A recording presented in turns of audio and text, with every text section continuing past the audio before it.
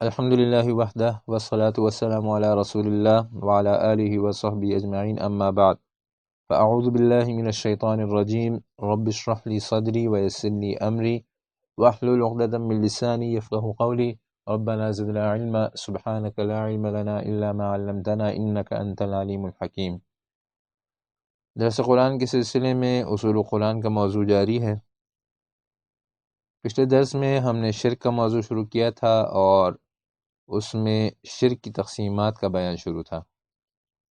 ہم نے بتایا تھا کہ شرک کی اقسام علماء نے مختلف طریقے سے بیان کی ہے۔ ایک طریقہ اس میں سے یہ ہے کہ شرک کی بنیادی دو قسمیں ہیں، شرک اعتقادی اور شرک فعلی۔ پھر شرک اعتقادی کی چار قسمیں ہیں، شرک فی العلم، شرک فی التصرف، شرک فی الدعا اور شرک فی العبادہ۔ اور پھر شرک فعلی کی دو قسمیں ہیں، تحریمات العباد اور نذور العباد۔ آج ہم شرک فی التصرف کا بیان کریں گے کہ شرک فی التصرف کسے کہتے ہیں۔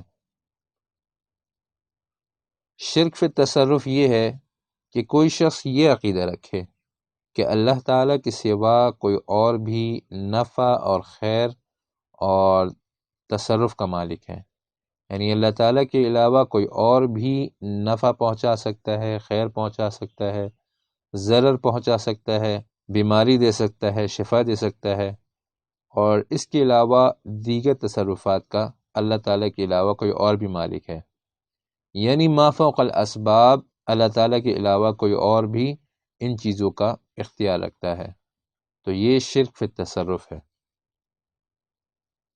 پھر جیسا کہ ہم نے شرک فی العلم کے بیان میں بتایا تھا کہ قرآن پاک کا اسلوب یہ ہے کہ ہر قسم کے شرک کے رد کے دو طریقے ہیں، ایک اس بات اور دوسرا نفی۔ شرک فی العلم کے موضوع میں ہم نے اس بات کی مثالیں بھی بیان کی تھیں، قرآن پاک سے آیتیں بیان کی تھیں، اور اسی طرح نفی کی مثالیں بھی بیان کی تھیں۔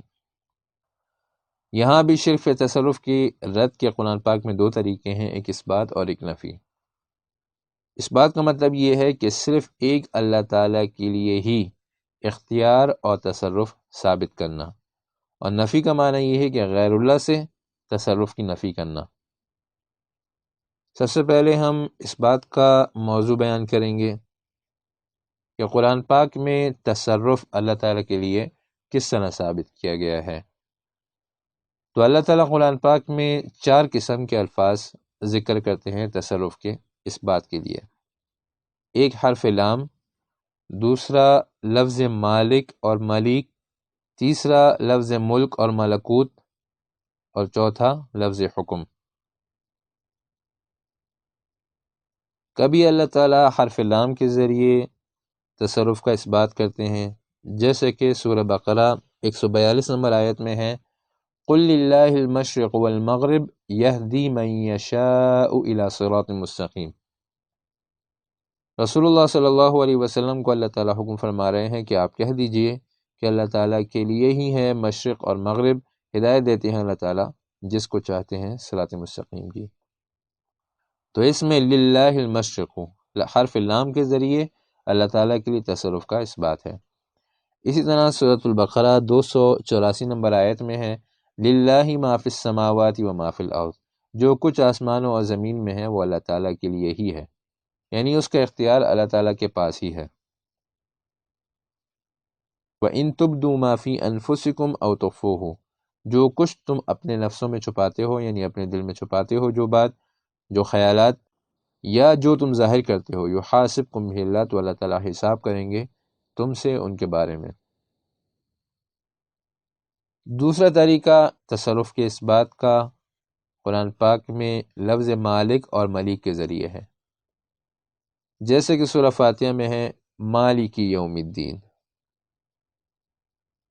تو اس میں تصرف کا اس بات ہے۔ اسی طرح سورۃ آل عمران میں ہے 26 نمبر آیت میں، قل اللہم مالک الملک تؤتی الملک من تشاء وتنزع الملک ممن تشاء، اللہ تعالیٰ ہی حکومت کے مالک ہیں، جس کو چاہتے ہیں حکومت دیتے ہیں، اور جس سے چاہتے ہیں اللہ تعالیٰ حکومت لے لیتے ہیں۔ وَتُعِزُّ مَن تَشَاءُ وَتُذِلُّ مَن تَشَاءُ، جسے چاہتے ہیں عزت دیتے ہیں، جسے چاہتے ہیں ذلیل کرتے ہیں۔ بِیَدِکَ الْخَیْرُ، تمام کی تمام خیر اللہ تعالیٰ کے ہی ہاتھ میں ہے۔ سورۃ القمر میں ہے 55 نمبر آیت میں، فی مقعد صدق عند ملیک مقتدر۔ تو یہاں پہ ملیک لفظ کے ذریعے تصرف کا اس بات ہے اللہ تعالیٰ کے لیے۔ تیسرے نمبر پر لفظ ملک اور ملکوت کے ذریعے اللہ تعالیٰ کے لیے تصرف کا اس بات کیا جاتا ہے، جیسا کہ الم تعلم ان اللہ لہ ملک السماوات والارض، سورۃ البقرہ 107 نمبر آیت۔ اسی طرح آل عمران 189 نمبر آیت میں 189، وَلِلَّهِ مُلْكُ السَّمَاوَاتِ وَالْأَرْضِ، اللہ تعالیٰ کے لیے ہی ہے ملکیت، بادشاہت آسمانوں اور زمین کی۔ سورہ یاسین میں 83 نمبر آیت میں، فَسُبْحَانَ الَّذِي بِيَدِهِ مَلَكُوتُ كُلِّ شَيْءٍ وَإِلَيْهِ تُرْجَعُونَ۔ تو یہاں پہ لفظ ملکوت کے ذریعے اللہ تعالیٰ کے لیے تصرف کا اس بات ہے۔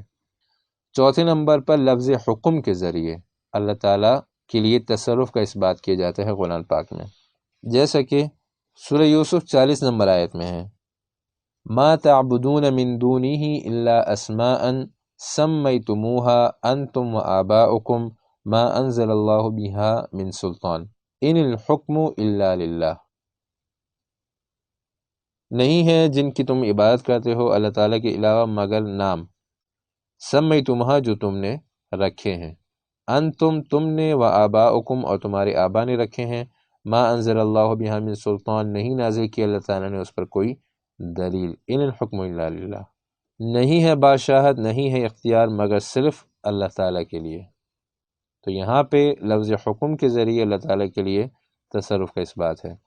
اسی طرح سورہ یوسف 67 نمبر آیت میں 67، وقال يا بني لا تدخلوا من باب واحد وادخلوا من أبواب متفرقة وما أغني عنكم من الله من شيء إن الحكم إلا لله۔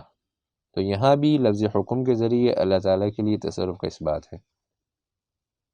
اسی طرح سورۃ الرعد 41 نمبر آیت میں ہے، اولم يروا أنا نأتي الأرض ننقصها من أطرافها والله يحكم لا معقب لحكمه۔ تو یہاں بھی لفظ حکم کے ذریعے اللہ تعالیٰ کے لیے تصرف کا اس بات ہے۔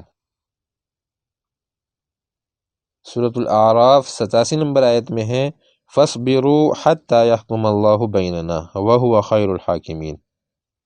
تو یہاں بھی حَتَّى يَحْكُمَ اللَّهُ لفظ حکم کے ذریعے اللہ تعالیٰ کے لیے تصرف کا اس بات ہے۔ اسی طرح سورہ یونس 109 نمبر آیت میں، وَاتَّبِعْ مَا يُوحَىٰ إِلَيْكَ وَاصْبِرْ حَتَّى يَحْكُمَ اللَّهُ، حَتَّى يَحْكُمَ اللَّهُ کے ذریعے اللہ تعالیٰ کے لیے تصرف کا اس بات ہے۔ تو یہ 4 طریقے ہوئے قرآن پاک میں جو استعمال ہوتے ہیں اللہ تعالیٰ کے لیے تصرف کے اس بات کے لیے، حرف لام کے ذریعے، لفظ مالک اور ملیک کے ذریعے، لفظ ملک اور ملکوت کے ذریعے، اور لفظ حکم کے ذریعے۔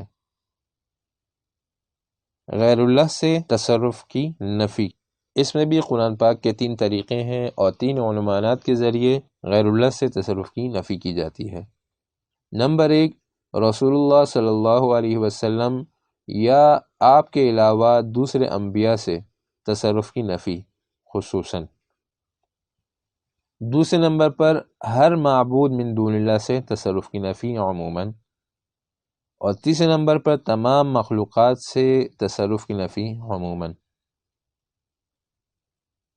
تو رسول اللہ صلی اللہ علیہ وسلم اور دوسرے انبیاء سے تصرف کی نفی، سورۃ الاعراف 188 نمبر آیت میں اللہ تعالیٰ فرماتے ہیں، قل، اے نبی آپ کہہ دیجئے، لا املک لنفسی نفعا ولا ضرا، مجھے اپنے نفس کے لیے بھی کوئی اختیار نہیں ہے کسی نفع کا یا ضرر کا، الا ما شاء اللہ، مگر وہی جو اللہ تعالیٰ چاہتے ہیں۔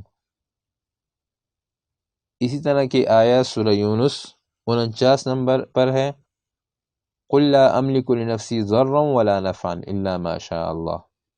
اسی طرح سورہ مائدہ 25 نمبر میں ہے، قال رب انی لا املک الا نفسی واخی، موسیٰ علیہ السلام فرماتے ہیں کہ اے میرے رب، مجھے اختیار نہیں ہے مگر صرف میرے نفس کا اور اپنے بھائی کا، فافرق بیننا و بین القوم الفاسقین، تو میرے اور اس فاسق قوم کے درمیان تفریق کر دیجیے۔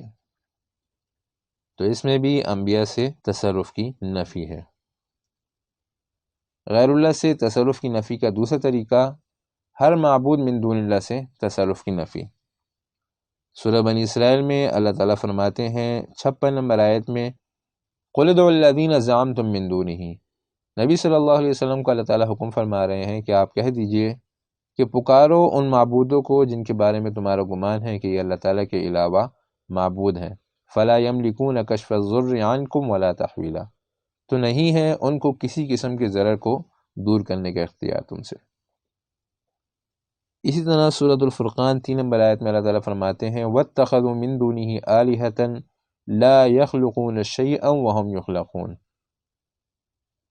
انہوں نے بنا لیے ہیں اللہ تعالیٰ کے علاوہ ایسے معبود لا يخلقون شيئا کہ انہوں نے کوئی چیز نہیں بنائی، وَهُمْ يُخْلَقُونَ بلکہ وہ لوگ خود بنائے گئے ہیں، مخلوق ہیں، وَلَا يَمْلِكُونَ لِأَنفُسِهِمْ ضَرًّا وَلَا نَفْعًا، اور انہیں تو اپنے نفس کے بارے میں بھی کسی قسم کے ضرر اور نفع کا اختیار نہیں ہے، وَلَا يَمْلِكُونَ مَوْتًا وَلَا حَيَاةً، اور نہ ہی انہیں کسی کو مارنے کا اختیار ہے اور نہ زندہ کرنے کا۔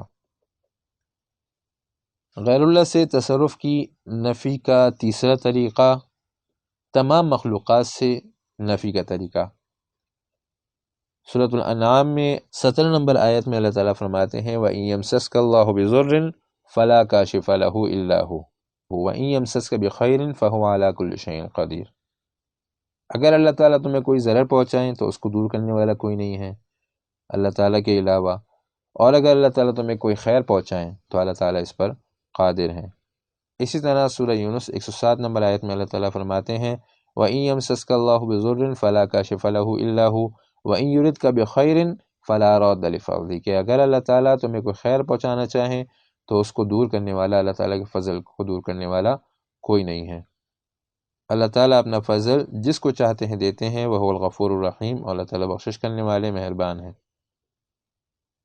اسی طرح سورۃ الفاتر 2 نمبر آیت میں اللہ تعالیٰ فرماتے ہیں ما يفتح اللہ للناس من رحمت فلا ممسک لها، کہ اللہ تعالیٰ لوگوں کو جو بھی خیر پہنچائیں، اللہ تعالیٰ جو بھی رحمت نازل کریں کسی پر تو اس کو کوئی روکنے والا نہیں، اور جس کے لیے اللہ تعالیٰ روک لیں فلا مرسل له من بعدی، تو پھر اللہ تعالیٰ کے بعد اس کو کوئی پہنچانے والا نہیں ہے۔ تو یہ شرک فی التصرف کا موضوع ہم نے بیان کیا آپ کے سامنے۔ تو اس میں شرک فی التصرف کے رد کے 2 طریقے، ایک اثبات اور ایک نفی۔ اثبات میں پھر ہم نے 4 طریقے بیان کیے، ایک حرف لام کے ذریعے، لفظ مالک اور ملیک کے ذریعے، لفظ ملک اور ملکوت کے ذریعے، اور لفظ حکم کے ذریعے۔ اسی طرح نفی کے بھی 3 طریقے بیان کیے کہ ایک نفی نبی صلی اللہ علیہ وسلم اور تمام انبیاء سے، دوسرا طریقہ معبود من دون اللہ سے نفی کے ذریعے، تیسرا طریقہ تمام مخلوقات سے نفی کے ذریعے۔ تو آج کا درس ہمارا یہیں تک۔ سبحانک اللہم و بحمدک، نشہد ان لا الہ الا انت، نستغفرک و نتوب الیک۔